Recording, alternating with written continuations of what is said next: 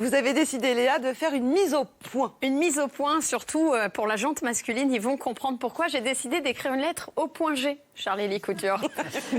Cher point G. J'ai le point.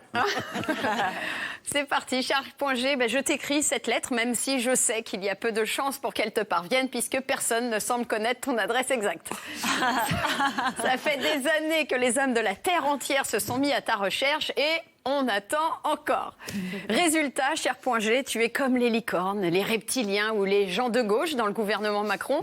Même si on ne peut pas affirmer avec certitude que tu n'existes pas, personne n'a encore réussi à prouver ton existence.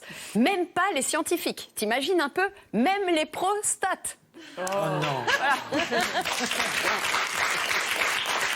La seule chose que l'on sait de toi, cher point G, c'est que tu te fais appeler G en hommage à Ernest Grafenberg, un gynécologue et chercheur allemand, qui a dit que tu serais une zone particulièrement érogène, et que tu serais situé quelque part entre 13 et 17 cm sur la paroi antérieure du vagin, et que tu mesurais entre 1,4 et 3,5 cm. En fait, Ernest, moi, me fait penser à ces livreurs qui vous disent: votre colis qui vous fait tant rêver? Mais bien sûr, entre le 3e et le 5e étage. Et entre midi et 17h30. Tout ça pour que tu te retrouves à 18h avec un avis de passage dans ta boîte à lettres.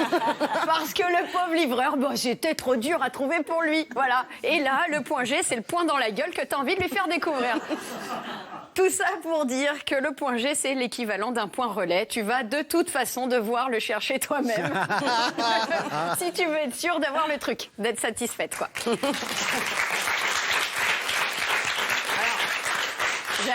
J'ajoute qu'il est quand même important de ne pas confondre cher point G, de ne pas te confondre avec un autre point, qui est le point P, qui est un truc qui n'excite que les mecs, ou encore le point S, auquel on se réfère souvent en disant « pas de stress, il y a point S », avec un accent du midi qui, selon des chercheurs, n'excite que le compte en banque de Patrick Bosso. Cher point G, pour conclure, je dirais que pour la communauté scientifique, tu es surtout le point G pas. J'ai pas trouvé, j'ai pas cherché, j'ai pas le temps de me faire chier avec ces conneries de trucs de meuf. Bref, moi j'ai confiance, cher point G. Voilà, après tout, après des années d'expédition, on a bien trouvé la source du Nil. Il y aura donc forcément un docteur Livingstone ou une Marie Curie, un Pasteur qui partira à ta recherche. Allez messieurs, lancez-vous, explorez. Après tout, Christophe Colomb qui s'était lancé à la découverte des Indes par l'ouest a bien fini par découvrir l'Amérique. Alors peut-être, messieurs, qu'en vous lançant à la découverte du point G, vous finirez par découvrir le clitoris.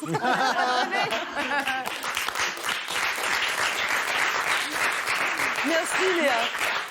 Mais cher point G, voilà, je te rassure, tu n'es pas le seul phénomène mystérieux encore non résolu par l'homme. Je pense notamment à ces événements quasi mystiques comme la disparition des chemises des hommes dans le bac à linge sale et leur réapparition propre et pliée dans leur armoire, ou le phénomène magique du frigo qui se remplit tout seul. Voilà des phénomènes étranges et paranormaux encore inexpliqués dans la communauté scientifique mâle.